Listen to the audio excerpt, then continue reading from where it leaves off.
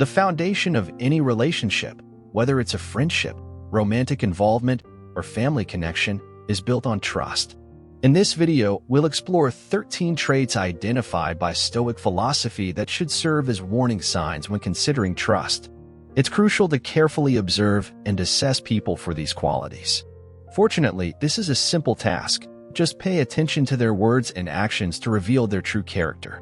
Let's now examine each of these traits and understand why putting trust in individuals displaying them is unwise. But before we dive in, please make sure you're subscribed to the channel and have notifications turned on so you won't miss any future videos. And as always, strive to be the best version of yourself. Now, let's talk about the first type, narcissists. Stoics advise us not to let their self-centered behavior affect our peace of mind.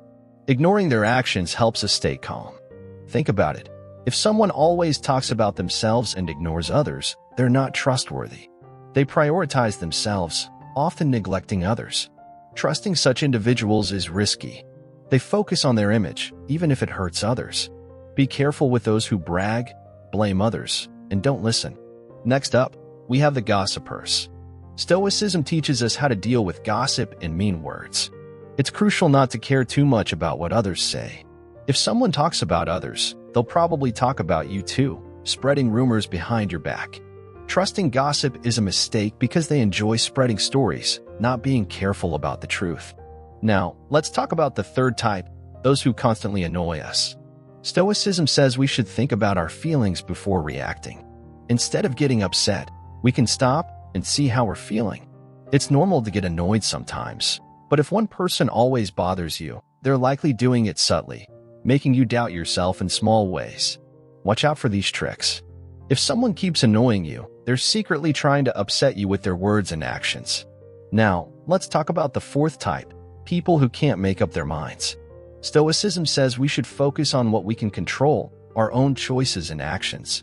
It's hard to trust someone who can't decide things. How can you depend on someone who can't plan for their own future? Their indecision comes from being unsure and unstable. Trusting an indecisive person is like giving a sharp tool to a child. It's risky and uncertain. Next, we have the fifth type, the two-faced.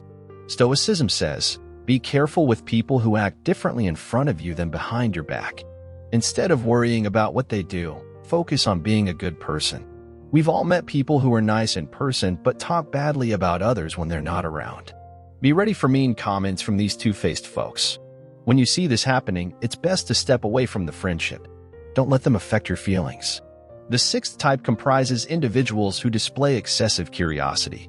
Stoicism underscores the importance of setting boundaries in conversations and sharing information wisely.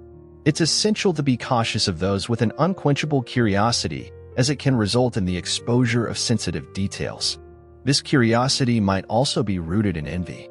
It's crucial to be careful about whom you trust with personal information, as it's challenging to ensure that your details won't be used against you in the future. While it's natural for people to inquire about your life during conversations, be wary of those who persistently probe, especially on sensitive topics. Such individuals deserve caution and, if possible, distance. The seventh type involves people often referred to as universal friends. Stoicism teaches us that we cannot control how others perceive us. Instead of striving for universal approval, it stresses the significance of being genuine. We've all encountered individuals who appear universally friendly, always eager to please and make friends with everyone. While these traits may not inherently be problematic, it's crucial not to trust them blindly. Such individuals often crave popularity and strive to be the center of attention. To them, you're just one of many, easily replaceable. Exercise caution around these outgoing, popularity-driven individuals, as they have a tendency to switch allegiances swiftly. The eighth type includes individuals who constantly criticize others. Stoicism emphasizes the importance of self-reflection. Instead of focusing on criticizing others, Stoicism promotes self-improvement. People who habitually criticize others, often resorting to gossip or rumors, likely possess questionable character. Those who spend their time disparaging others are unlikely to be productive or responsible individuals. Be cautious of these critics, as their readiness to malign others suggests a lack of virtue. I appreciate your attention if you followed along this far. Feel free to leave a comment if you have previously placed trust in someone exhibiting traits from these categories. The ninth type includes individuals who are consistently entangled in problems. Stoicism encourages us to take responsibility for our decisions and emotions, rather than attributing blame to fate or circumstances. Be cautious of people who frequently find themselves in conflicts and dramas, always claiming misfortune. They depict life as a sequence of punishments, a continuous string of challenges. Exercise caution around such individuals, as their inclination to attract problems is not a mere coincidence. It's not the universe conspiring against them. Rather, it's their own self-destructive behavior. They likely make unwise decisions, fail to learn from their mistakes, and struggle to manage their emotions. It's best to avoid this type, as empathizing with their troubles can swiftly draw you into their web of problems. The 10th type comprises individuals who pretend to listen. When faced with such situations, Stoicism recommends assertiveness, and if necessary, creating distance from unproductive conversations. We've all encountered people who, when you share an idea or talk, respond with a half-hearted, yes, or I understand. This behavior is not just irritating but can also be disrespectful. At the very least, a conversation requires genuine attention. If you notice someone isn't truly listening, or worse, they're absorbed in their phone or merely pretending to be interested, it's best to stop talking. Engaging with someone who isn't genuinely involved is a pointless effort. If this occurs, don't hesitate to stand up and leave.